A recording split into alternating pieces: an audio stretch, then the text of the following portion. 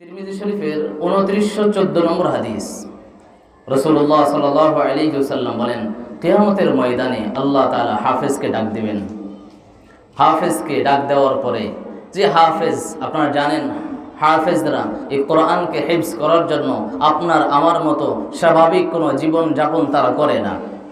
আমি আপনি যারা নামাজ পড়ি, নামাজের পূর্ব মুহূর্ত পর্যন্ত ফজরের সময় ঘুমালেও আমার এই ছোট বাচ্চাটা ফজরের আগ পর্যন্ত ঘুমায় না, 3:30 4টার দিকে উঠে পড়ে। যেই সময় এই সন্তানটার কাপড় মা পরিষ্কার করে দেওয়ার কথা, যেই সময় তার মুখে খাবার মা উঠিয়ে দেওয়ার কথা, সে সময় সে মাদ্রাসায় নিজের খাবার নিজে খায়, নিজের পোশাক নিজে পরিধান করে, শীতে গরমে অল্প একটু জায়গার মধ্যে কষ্ট করে জীবন যাপন করে। মাকসাদ হলো কালামে মাজিদের হেফাজত করে সিনাটাকে পবিত্র করে কিয়ামতের ময়দানে রব্বে কারীমের কাছে একটা পুরস্কার নেবে। তিরমিজি শরীফের ২৯১৪ নম্বর হাদিস। রাসূলুল্লাহ সাল্লাল্লাহু আলাইহি ওয়াসাল্লাম বলেন, আল্লাহ তাআলা হাফেজকে কিয়ামতের ময়দানে ডাকবেন, ডেকে বলবেন, ইউকালু লিসাহিবিল কুরআন, যার মধ্যে কোরআন আছে, আল্লাহ তাকে ডাকার পরে বলবেন, ইকরা, পড়ো। বলেন কি বলবেন? ইকরা, তুমি পড়ো, ওয়ারতাকি, উপরে ওঠো। ইকরা, পড়ো, ওয়ারতাকি, উপরে ওঠো। আর কিভাবে পড়বা জানো? রাত্তিল কামা কুনতা তুরাত্তিলু ফিদ দুনিয়া, দুনিয়াতে যেভাবে মানুষকে খুব সুন্দরভাবে শোনাতে, খুব তার তিলের সাথে পড়তে, আজকে এভাবে আমাকে শোনাও, সুন্দরভাবে পড়ো। ফা ইন্না মানজিলাতাকা ইনদা আখিরি আয়াতিন তাকরাউ বিহা, কারণ আজকে তোমার মর্যাদা, তোমার বিল্ডিংয়ের তলা হবে ওই তলায় যেখানে গিয়ে তোমার আয়াত পড়া শেষ হবে। তুমি যদি 3000 আয়াত পড়তে পারো, তোমার বিল্ডিংটা 3000 তলা বিশিষ্ট হয়ে যাবে। আলহামদুলিল্লাহ, আলহামদুলিল্লাহিল্লাযী কামা ইয়ানবাগী লিজালালি ওয়াজহিহি ওয়া আযীমি সুলতানিহি লা ضد له ولا ند له ولا مثل له ولا مثيل له لا نذير له ولا وزير له ولا شبه له ولا شبيه له يا أحد من لا أحد له ويا سند من لا سند له وأشهد أن لا إله إلا الله وحده لا شريك له وأشهد أن محمدًا عبده ورسوله أما بعد فأعوذ بالله من الشيطان الرجيم بسم الله الرحمن الرحيم ولكل أمة أجل فإذا جاء أجلهم لا يستأخرون ساعة ولا يستقدمون وعند الترمذي ما رواه عبادة بن الصامت رضي الله تعالى عنه قال قال رسول الله صلى الله عليه وسلم من أحب لقاء الله أحب الله لقاءه ومن كره لقاء الله كره الله لقاءه أو كما قال قال النبي عليه الصلاة والسلام সকলে একবার দরুদ ইব্রাহিম, যেই দরুদটা আমরা নামাজের মধ্যে পাঠ করি মুহাব্বতের সাথে, সকলে একবার পাঠ করি। اللهم صل على محمد وعلى آل محمد كما صليت على إبراهيم وعلى آل إبراهيم إنك حميد مجيد اللهم بارك على محمد وعلى آل محمد كما باركت على إبراهيم وعلى آل إبراهيم إنك حميد مجيد سبحانك لا علم لنا إلا ما علمتنا إنك أنت العليم الحكيم ربي زدني علما ربي زدني علما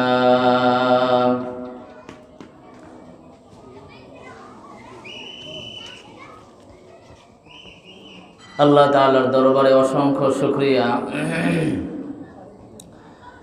যেই মহান রব্বুল আলামিন আমাদেরকে জামিয়াতুল আবরার আয়বপুর মাদ্রাসার 18তম বার্ষিক ওয়াজ মাহফিলে অংশগ্রহণ করার, নিজেদের জীবনের গুরুত্বপূর্ণ একটি সময় আখিরাতের উদ্দেশ্যে ব্যয় করার তৌফিক দান করলেন।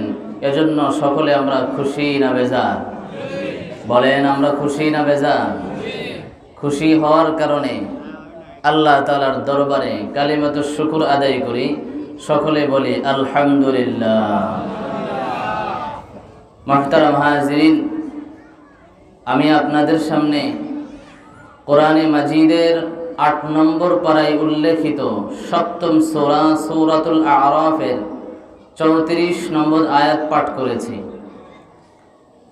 এই সূরাটির মধ্যে আয়াত সংখ্যা আছে 206টি, রুকু সংখ্যা আছে 24টি, শব্দ আছে 3344টি, অক্ষর আছে 14071টি। সূরাটি মাক্কি সূরা। এই সূরা থেকে ছোট্ট একটি আয়াত আপনাদের সামনে পাঠ করেছি। হাদিসের থেকে তিরমিজি শরীফের 2809 নম্বর হাদিস, অন্য বর্ণনায় 2309। উক্ত আয়াত ও হাদিস সামনে রেখে গুরুত্বপূর্ণ একটি বিষয় আলোচনা করব। সেটা হলো আমাদের জীবনের শেষ মুহূর্ত, মৃত্যু এবং পরকালের ঘাঁটিসমূহের প্রথম ঘাঁটি কবর জগৎ। এই দুইটা বিষয় নিয়ে আলোচনা করব, আল্লাহ তাআলা যদি আমাদেরকে তৌফিক দান করেন। এর আগে একটা বিষয়ে আপনাদের আহ্বান করব। আমি এখানে পৌঁছছি আসরের কিছুক্ষণ আগে। যখন আমি এখানে পৌঁছলাম তখন কারি বেলায়েত সাহেব রহমতুল্লাহি আলাইহির মক্তব, ওনার নামে যে মক্তব, সেখান থেকে একটা ছোট্ট বাচ্চা আল্লাহ তাআলার 99টি নাম মুখস্থ এখানে দাঁড়িয়ে শুনিয়ে দিয়েছে। আশ্চর্য হচ্ছেন না আপনারা? পারবেন? সবাই পারবেন? বাচ্চা মানুষ শুনিয়ে দিয়েছে। সুবহানাল্লাহ বলেন সবাই। বড় আশ্চর্যের কথা। এজন্য আপনাদের সন্তানদেরকে নিয়ে কে কি ভবিষ্যৎ বানানোর চিন্তা করছেন, যাদের সন্তান এখন ছোট আছে, ভুল কোনো সিদ্ধান্ত যেন না নিয়ে ফেলেন। এজন্য নবীজির দু একটা হাদিস শুনিয়েই আমি আমার আলোচ্য বিষয়ের দিকে যাব। এই মাদ্রাসাগুলোতে ছাত্রদেরকে সর্বপ্রথম আল্লাহ তাআলার কালামে মাজিদের হাফেজ তৈরি করা হয়। বলেন, কি তৈরি করা হয়? এখানে আমরা যারা উপস্থিত আছি, কার কার সন্তান আছে, ছেলে সন্তান? একটু হাত তোলেন তো। এবার হাত নামান। কার কার সন্তান হাফেজ আছে বা মাদ্রাসায় পড়ছে? একটু হাত তুলেন তো। মাশাআল্লাহ, অনেকেই গেছে। আল্লাহ সকলের সন্তানকে হাফেজ হিসেবে কবুল করে নিন। কিয়ামতের ময়দানে আল্লাহ তাআলা হাফেজকে ডাক দিবেন। খুব খেয়াল করে কথাগুলো শুনতে হবে। খুব সুরসার বা টান হবে বিষয়টা এরকম না। যা বলার চেষ্টা করব, রব্বে কারীম আমার মাধ্যমে কিছু কথা বলার তৌফিক দান দিলে এগুলোই বলা হবে। তিরমিজি শরীফের 2914 নম্বর হাদিস, রাসূলুল্লাহ সাল্লাল্লাহু আলাইহি ওয়াসাল্লাম বলেন, কিয়ামতের ময়দানে আল্লাহ তাআলা হাফেজকে ডাক দিবেন। হাফেজকে ডাক দেওয়ার পরে, যে হাফেজ, আপনারা জানেন হাফেজরা এই কোরআনকে হিফজ করার জন্য আপনার আমার মতো স্বাভাবিক কোনো জীবন যাপন তারা করে না। আমি আপনি যারা নামাজ পড়ি, নামাজের পূর্ব মুহূর্ত পর্যন্ত ফজরের সময় ঘুমালেও আমার এই ছোট বাচ্চাটা ফজরের আগ পর্যন্ত ঘুমায় না, 3:30 4টার দিকে উঠে পড়ে। যেই সময় এই সন্তানটার কাপড় মা পরিষ্কার করে দেওয়ার কথা, যেই সময় তার মুখে খাবার মা উঠিয়ে দেওয়ার কথা, সে সময় সে মাদ্রাসায় নিজের খাবার নিজে খায়, নিজের পোশাক নিজে পরিধান করে, শীতে গরমে অল্প একটু জায়গার মধ্যে কষ্ট করে জীবন যাপন করে। মাকসাদ হলো কালামে মাজিদের হেফাজত করে সিনাটাকে পবিত্র করে কিয়ামতের ময়দানে রব্বে কারীমের কাছে একটা পুরস্কার নেবে। তিরমিজি শরীফের 2914 নম্বর হাদিস, রাসূলুল্লাহ সাল্লাল্লাহু আলাইহি ওয়াসাল্লাম বলেন, আল্লাহ তাআলা হাফেজকে কিয়ামতের ময়দানে ডাকবেন, ডেকে বলবেন, ইউকালু লিসাহিবিল কুরআন, যার মধ্যে কোরআন আছে, আল্লাহ তাকে ডাকার পরে বলবেন, ইকরা, পড়ো। বলেন কি বলবেন? ইকরা, তুমি পড়ো, ওয়ারতাকি, উপরে ওঠো। ইকরা, পড়ো, ওয়ারতাকি, উপরে ওঠো। আর কিভাবে পড়বা জানো?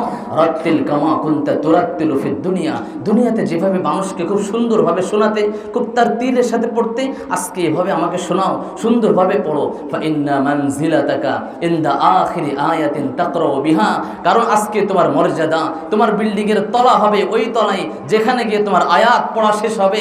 তুমি যদি 3000 আয়াত পড়তে পারো, তোমার বিল্ডিংটা 3000 তলা বিশিষ্ট হয়ে যাবে। আর একটু জোরে বলেন সুবহানাল্লাহ। সন্তানকে নিয়ে হাফেজ বানানোর স্বপ্ন আছে? বলেন আছে সবার? শুধু আল্লাহ নয়, স্বয়ং কোরআনে মাজিদ, এই যে কোরআন শরীফ, যারা এই কোরআনে মাজিদকে সিনার মধ্যে ধারণ করেছে, করবে, এই কোরআনে মাজিদ কিয়ামতের ময়দানে আসবে। সুবহানাল্লাহ বলেন। তিরমিজি শরীফের 2915 নম্বর হাদিস, এই কোরআনে মাজিদ কিয়ামতের ময়দানে উপস্থিত হবে। ইয়াজিউল কুরআন ইয়াউমাল কিয়ামাতি ফায়াকুল ইয়া রাব্বি হাল্লিহু, কিয়ামতের ময়দানে কোরআন আসবে, আল্লাহ তাআলার সামনে বলবে, হে রব, এই কোরআনকে ধারণ করার জন্য সে অনেক কষ্ট করেছে, আজকে তাকে একটা সুন্দর মুকুট পরাইয়া দেন না। বলেন সুবহানাল্লাহ। আল্লাহ তাআলার হুকুম মতো ফায়ুলবাসু তাজাল কারামাতি, এই হাফেজে কোরআনকে সমস্ত কিয়ামতের মাঠে সকল মানুষের মাঝে বিশেষায়িত করে, বিশেষ সম্মান দিয়ে তাকে একটা মুকুট পরানো হবে।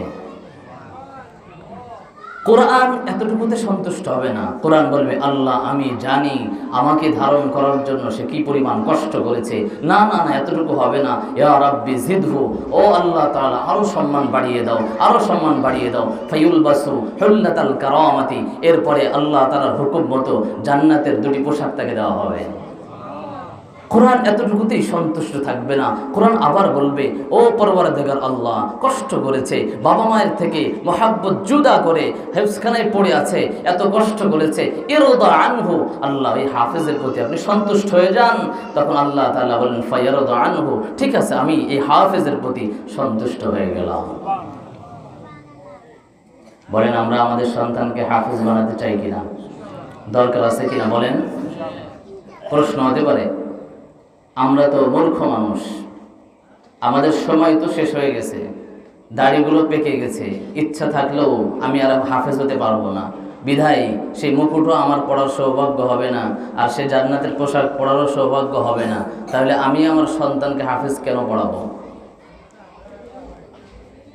প্রশ্ন আসে কিনা আপনাদের? বলেন প্রশ্ন আসে কিনা?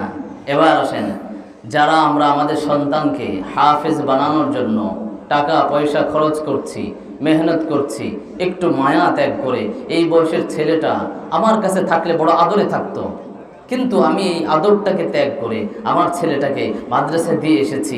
এই ত্যাগগুলো যে সমস্ত বাবা মা করেছে, কিয়ামতের ময়দানে এই সমস্ত বাবা মাদেরকেও আল্লাহ সম্মানিত করবেন।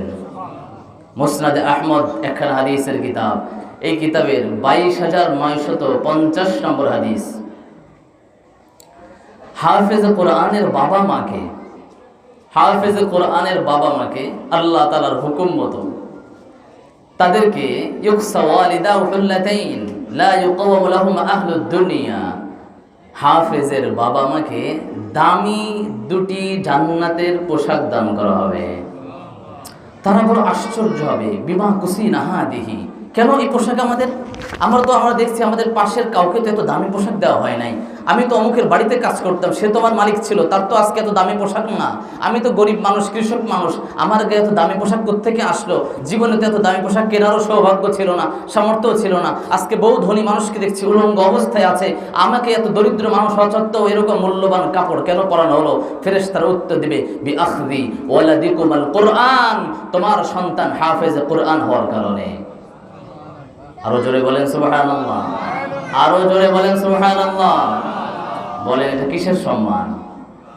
আওয়াজ করে বলেন এটা কিসের সম্মান? কোরআনে মাজিদের সম্মান। বলেন এটা কিসের সম্মান? কোরআন এমন আজীব গ্রন্থ, যার সাথে এর সম্পর্ক হবে, যেই নগরীতে সম্পর্ক হয়েছে সেই নগরী শ্রেষ্ঠ নগরী হয়ে গেছে। যেই মাসে নাজিল হয়েছে ওই মাস সম্মানিত হয়ে গেছে। যে রাতে এসেছে রাত সম্মানিত, যে ব্যক্তির কাছে এসেছে ব্যক্তি সম্মানিত, যেই ফেরেশতা এনেছে ফেরেশতা সম্মানিত। সুতরাং যেই সমস্ত হাফেজরা, যেই সমস্ত ছাত্ররা এই কোরআনকে নিজেদের ভিতরে সিনার মধ্যে ধারণ করবে, এরাও এই সমাজের মধ্যে সর্বশ্রেষ্ঠ সন্তান। এখান থেকে আমরা বলতে পারি, বললে ভুল হবে না, যেই প্রতিষ্ঠান হাফেজ কোরআন বানাই, যেই প্রতিষ্ঠান কোরআনের হাফেজ তৈরি করে, যেই প্রতিষ্ঠান কোরআনের আলেম তৈরি করে, যেই প্রতিষ্ঠান জাতিকে আলো দেওয়ার জন্য, জাতিকে অন্ধকার থেকে আলোর দিশা দেওয়ার জন্য হক্কানি রব্বানি জাতির কায়েদ আর রাহবার তৈরি করে, এই সমস্ত প্রতিষ্ঠানও দুনিয়ার মধ্যে সবচেয়ে শ্রেষ্ঠ প্রতিষ্ঠান। বলেন আওয়াজ করে, কথা ঠিক না ঠিক? প্রশ্ন হতে পারে কারণ কি? কারণ হলো এই সমস্ত মানুষ, ছোট ছোট বাচ্চা মাদ্রাসায় 24 ঘন্টা কোরআনে তেলাওয়াতের একটা আমল হয় না? বলেন, আওয়াজ করে বলেন, হয় কি না? তো এর কারণে এদের উঠা বসা মহাব্বত ফেরেশতাদের সাথে, মানুষের সাথে না। বলেন, উঠা বসা সম্পর্ক কাদের সাথে হয়? ফেরেশতাদের সাথে। বুখারী শরীফের 5018 নম্বর হাদিস, খুব মনোযোগ দিয়ে শুনতে হবে, খুব মনোযোগ। এক সাহাবী ছিল, নাম উসাইদ। বলেন নাম কি ছিল? উসাইদ ইবনে হুদাইর। উসাইদ, হযরতে উসাইদ রাদিয়াল্লাহু তাআলা আনহু, ওনার বাড়িতে একদিন কোরআনে মাজিদ তেলাওয়াত করছেন। যখন উনি তেলাওয়াত শুরু করে, জালাতিল ফারাস, কোরআন তেলাওয়াত করলে পাশে ঘোড়া বাঁধা ছিল, ঘোড়াটা লাফালাফি করছে। ফাইদা সাকাতা সাকাতাত, যখন সে কোরআন তেলাওয়াত বন্ধ করে দেয় ঘোড়াটা আবার থেমে যায়। ফাইদা ক্বারাআ জালাত, আবার যখন কোরআন মাজিদ পাঠ করা শুরু করে ঘোড়া আবার লাফালাফি শুরু করে। বড় আশ্চর্য কথা, পাশেই উসাইদ ইবনে হুযাইর রাদিয়াল্লাহু তাআলা আনহুর ছেলে ঘুমানো ছিল। উনি চিন্তা করলো, ঘোড়া যদি এভাবে লাফালাফি শুরু করে, হতে পারে এক সময় ইয়াহইয়া আঘাতের শিকার হবে, ঘোড়া লাফাইতে লাফাইতে ইয়াহইয়াকে আক্রমণ করে ফেলবে।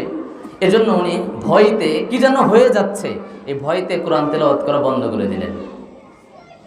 এবার রাসূল সাল্লাল্লাহু আলাইহি ওয়াসাল্লামের কাছে যাওয়ার পরে বললেন, হে আল্লাহ রাসূল, আমি একটা আশ্চর্য জিনিস দেখতে পেলাম। কি দেখছেন? মিসলু যুল্লাতি ফিহা আমসালুল মাসাবি, আকাশে দেখলাম একটা বিশাল আলো চকচক করছে, স্বচ্ছ একটা আলো চকচক করছে। আবার আমি যখন কোরআন শরীফ পড়ছি তখন এই ঘোড়াটা লাফালাফি শুরু করছে, এদিকে আবার আকাশ থেকে একটা আলোর ছড়া এসে খুব আলো দিচ্ছে। হুজুর সাল্লাল্লাহু আলাইহি ওয়াসাল্লাম বলেন, আতাদরি মা যাকা, ও উসাইদ, তুমি কি জানো সেই আলোটা কি ছিল? তখন সাহেব বলল, হুজুর আমি তো এটা জানি না। রাসূল বললেন, তিলকাল মালাইকাতু দানাত লিসাউতিকা, ও উসাইদ তুমি পড়তে থাকতে, ওগুলো ফেরেশতা ছিল তোমার কোরআনে মাজিদের তেলাওয়াত শোনার জন্য তোমার বাড়ির কাছাকাছি চলে এসেছে। রাসূল বললেন, লাউ ক্বরা'তা লা আসবাহাত হাত্তা ইয়ানদুরা আন-নাসু ইলাইহা লা তাতাওয়ারা মিনহুম, যদি তুমি ফজর পর্যন্ত, সকাল পর্যন্ত তুমি তেলাওয়াত করতেই থাকতে, তাহলে এই আলোগুলো সমস্ত মানুষ দেখে ফেলতো, এই ফেরেশতাদেরকে সমস্ত মানুষ দেখে ফেলতো। মানুষগুলো ফেরেশতাদেরকে দেখে ফেলছে, এর কারণে ফেরেশতারা এখানে যেতে পারতো না। কোরআনের আসক্ত হয়ে, কোরআনের প্রেমে আর ভালোবাসায়, কোরআনের আওয়াজ শোনার জন্য, মানুষে দেখতেছে দেখুক সমস্যা নাই, তারা তোমার তেলাওয়াত শোনার জন্য এখানে বসেই থাকতো। তাহলে বলেন, আমরা আমাদের বাড়িতে কোরআনের চর্চা শুরু করবো তো ইনশাআল্লাহ, করবো তো ইনশাআল্লাহ। আমাদের এখনো যাদের সন্তান অথবা নাতি সন্তান ছোট আছে, স্কুলে কোথাও দেই নাই, অথবা এখনো দিলেও বয়স ছোট, তাদের ক্ষেত্রে আমার সন্তানটা হাফেজে কোরআন হবে, আমার সন্তানটা জানাজা দিবে, আমার সন্তানটা আমার দাফন কাফনের পর কবরের পাশে দাঁড়িয়ে সূরাতুল বাকারার শেষ 2 আয়াত পাঠ করে আমার জন্য কান্নাকাটি করবে, নাজাতের ব্যবস্থা হবে, ভাড়াটিয়া ইমামের প্রয়োজন হবে না। এরকম পাক্কা নিয়ত আর ইরাদা কে কে করতে পারে? হাত তুলি আমরা। আল্লাহ আমাদের সকলকে এই সৌভাগ্য নসিব করুক।